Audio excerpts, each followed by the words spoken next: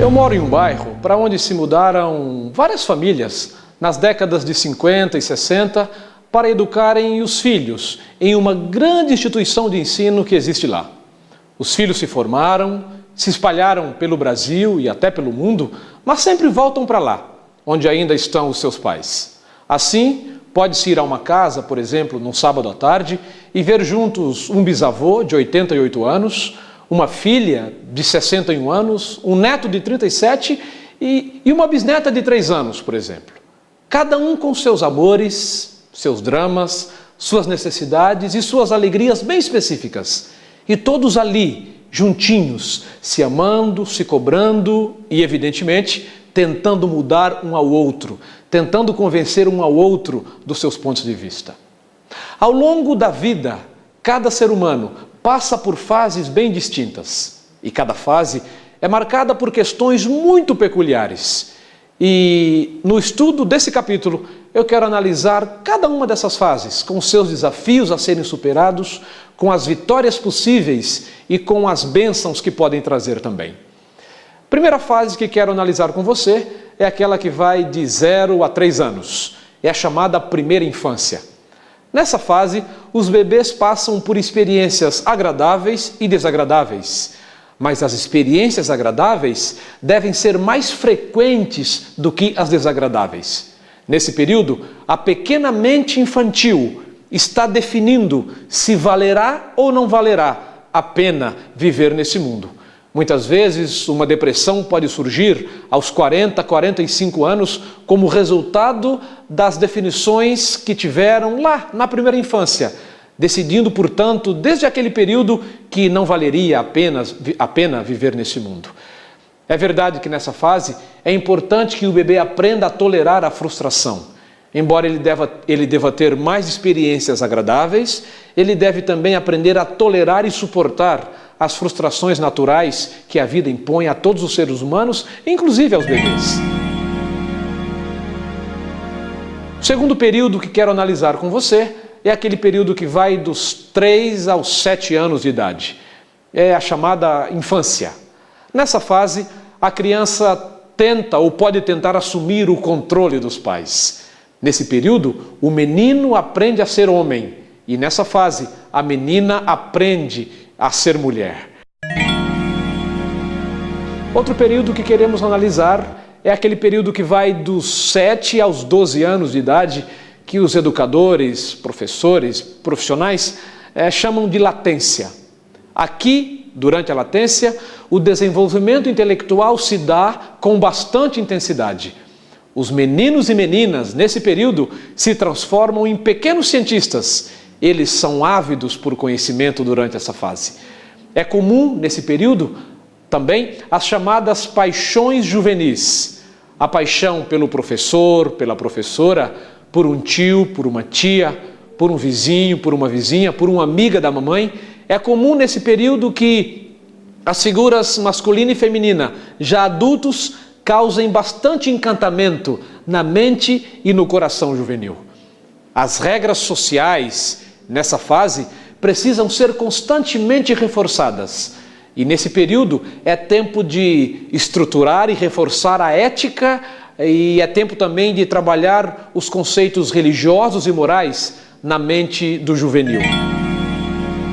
Há um outro período que é de grande importância no desenvolvimento humano, como nós o conhecemos hoje, que é esse período que vai dos 12 aos 18 anos de idade.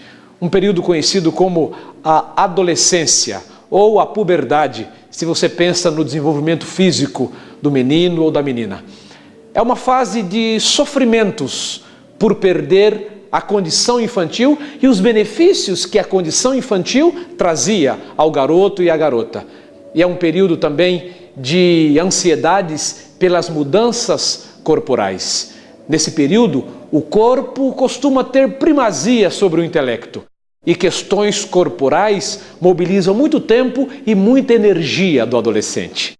É um período de atração sensual, um período de atração arrebatadora pelo sexo oposto, por outros meninos, por outras garotas. É um período também de tolerância zero com a hipocrisia e com a injustiça. O período seguinte que queremos apresentar é o período que vai dos 18 aos 35 anos. É a fase do adulto, ou, como tem sido denominado nas últimas décadas, é o período da adultescência. É o período da adolescência estendida. É quando se vive já a fase adulta, mas com muitas características da adolescência. É uma fase de luta para se complementar os estudos, para se firmar no mercado de trabalho e para formar a sua própria família, um novo lar, uma nova casa, um apartamento novo, ou o indivíduo saiu de casa e agora vai morar sozinho, portanto ele está estruturando a sua vida fora de casa. Nesse período também há uma árdua luta para estabelecer vínculos duradouros. Na adolescência, os vínculos eram mais transitórios. Agora, portanto, a garota encontrou um garoto e o garoto encontrou uma garota que cobra dele fidelidade a partir de agora. Portanto, existe agora uma tentativa e, em alguns casos, uma luta para se estabelecer os vínculos que, nesse período, precisam ser duradouros. Nessa fase, a paternidade e a maternidade são mobilizadores de angústias. Os pais são marinheiros de primeira viagem e, com muita frequência, nesse período, precisam recorrer aos pais, aos avós, aos tios, mesmo aos vizinhos, a pessoas mais velhas da comunidade para aprenderem a lidar com o filho ou com a filhinha que acabou de nascer.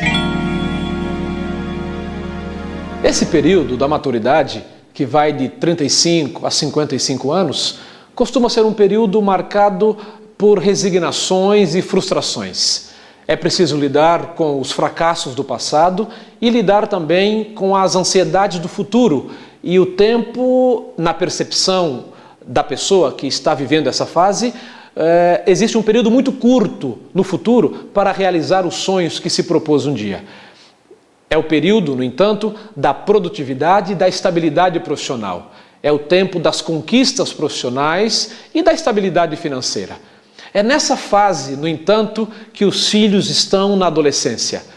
Aqui também surgem, normalmente, as primeiras doenças, aqui surgem as cirurgias inevitáveis e muitos quadros psiquiátricos, como depressão, ansiedade, síndrome do pânico, podem surgir ou podem aflorar nesse período da vida. É um tempo de sustos, é um tempo de ansiedades, é um tempo de angústias. Nesse período assiste-se também à morte e à desintegração da família original. Podem surgir aqui figuras como a ex-mulher, o ex-marido, o ex-cunhado, um irmão pode ter morrido, uma cunhada pode ter passado por um acidente muito difícil, portanto é um período de perdas, é um período em que cada ser humano tem que lidar com as perdas não só internas, mas com perdas externas também, perdas no seu dia a dia e na sua família original. Há um outro período seguinte, que é dos 55 aos 70 anos de idade. É chamado normalmente de a terceira idade e uma denominação positivista que procura mostrar as vantagens desse período é a denominação que se dá de a melhor idade. Nessa fase, a vida pode fazer uma curva descendente.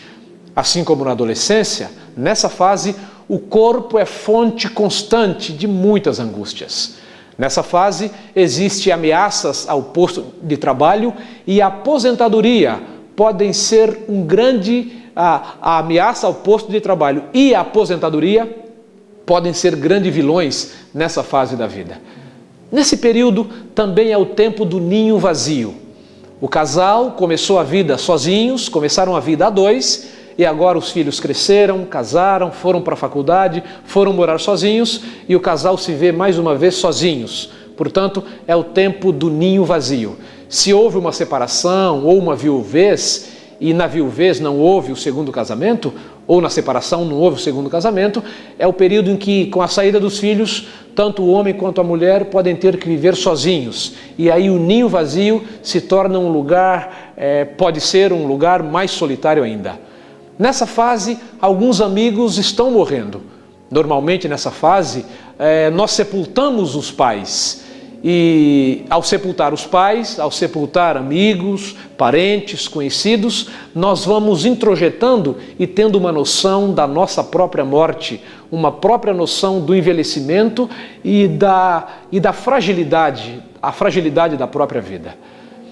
Alguns amigos, nesse período, ao nos deixar, despertam na mente de cada pessoa a sensação de que a fila da morte está caminhando e que nós estamos inseridos em algum lugar nessa grande fila. Há uma outra fase, a penúltima, que queremos analisar, essa que vai dos 70 aos 90 anos de idade. Em todo o mundo, especialmente nos países do terceiro mundo, nos países em desenvolvimento, está aumentando o número de pessoas nessa faixa etária, visto que no primeiro mundo já é relativamente comum que haja uma população considerável nessa faixa etária. A morte pode ser uma presença psíquica constante nesse período. A vida é um constante exercitar-se da memória e a sensação é a de que não há mais futuro. O futuro está muito curto, muito presente na vida da pessoa que está passando por essa fase. O corpo está querendo voltar ao repouso, ao descanso, à locomoção mesmo dentro de casa, à locomoção quando se sai para um passeio, para o trabalho, quando se vai fazer uma viagem. A locomoção se torna um projeto que não é tão fácil de ser realizado. O próprio corpo já está pedindo um local para descanso, para um repouso, e o período de inércia passa a ser maior. Nesse período, a vida pode perder a cor e o brilho.